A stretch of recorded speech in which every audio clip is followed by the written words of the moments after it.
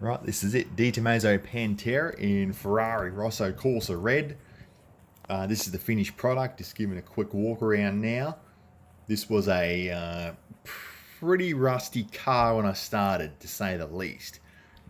How this works is you agree to take the job on and then start poking at it and cutting it apart after that. And to our surprise, there was a bit more rust. Well, hey, every car you do, there's more rust than what you see. This one was probably the rustiest car I've ever done. The entire frame was just rotten. Start poking at it. And a normal car, hey, you cut the rusty bit out and you find some real metal in behind. This thing, the more you poke at it, the less you've got. I'm hitting it now with a hammer, and you can just see it's just totally caked up with rust and 50 years worth of corrosion. I use paper templates to make new sections here. This was the B pillar, probably the worst single part of the car, so replace that first. I like to start with the worst part of a car first. Get over the hump as soon as you can. You know, you see here, same thing. You just start cutting and there's nothing really to go off, so you just make the sections the right shape, weld them in one bit at a time, because if you cut everything apart all at once, you've got no reference point. It's that simple. I mean, if you cut everything off that was rusty, you'd have no car left. So you've actually got to leave some rusty bits on first. The owner supplied new rust repair sections, these new rocker panels here, but they were garbage, so I made my own without the right equipment. You can see I didn't use a proper roller, but I managed to smooth it out and get it level in the end. Everything lined up. A car this bad, you've actually got to remove the skins. So there's no just repairing what you see with the rust. You've actually got to remove all the skins. So we do everything. We've done the roof, 2 doors, 2 rear quarters are welded like a normal car. And you can see what I've done here. These inside areas are nearly as good as the outside. This is the finished product. Yeah, this was all pretty bad. You see in these next few photos here, this was just totally butchered. Someone had tried to weld it with a stick welder and just destroyed it. I cut it all apart, repair the frame. That's my jig. I made up a mini jig to make sure the suspension mounts are in the correct position before you weld it.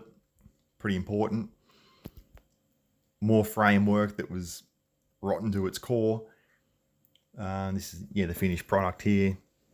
It's a quick once over. So there's suspension mounts and shock mounts and engine mounts on the other side. Taillight panel wasn't so bad, but I cut it off anyway, considering how bad the rest of the car was. And then the roof.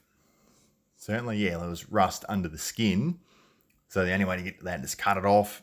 There's all these areas you can't get to with sandblasting. So you see here, exposed all that. Did the repairs, etch prime it, rust remover gel does the trick. Instead of sandblasting, prime it, weld it back on. And the roof was actually pretty straightforward. No problem there. In fact, this whole car didn't have many dents on it, considering. More floor sections here, make new frames. Bits of the floor, bits I cut out. And prime the inner bits before you weld it back together. Making bottoms of doors. Clean the bottom, clean the whole skin up inside. The new lowers that I made with zinc steel. Rust repair sections to buy a mild steel and they rust again anyway, whereas these zinc steel will last the life of the car. You can even take the zinc coating off the steel and it doesn't rust as quick as the mild steel. That tells you something. Here, this is the A pillar on the left-hand side. Yeah, poke at it a bit. Realise, hey, like everything else, it's a bit far gone. Cut the whole lot off, start again. The front, this is what you call the radiator support in a normal car, although the radiator goes in a different location here in this car, but you get the idea. The one rust section I bought that was good enough to use was this lower grille panel here. It's actually a pretty good fit. I made the rear section in behind it myself, but that section with all the curves, and looks pretty good. Now the hood skin. Bought a hood from the States, cost a fortune, and it was garbage. Half an inch thick of Bondo, and it had rust under it, and it was garbage. So I just made a new skin on the English wheel. I'm not an expert on the English wheel, so it took me a few hours, but hey, you wouldn't tell, right? Looks good as I bought one. And that's the hood there. Inside the rear engine area. Smoothed out the spot welds. That was what the owner wanted. There's exposed spot welds and these. It looks a bit rough, so smoothed all them off.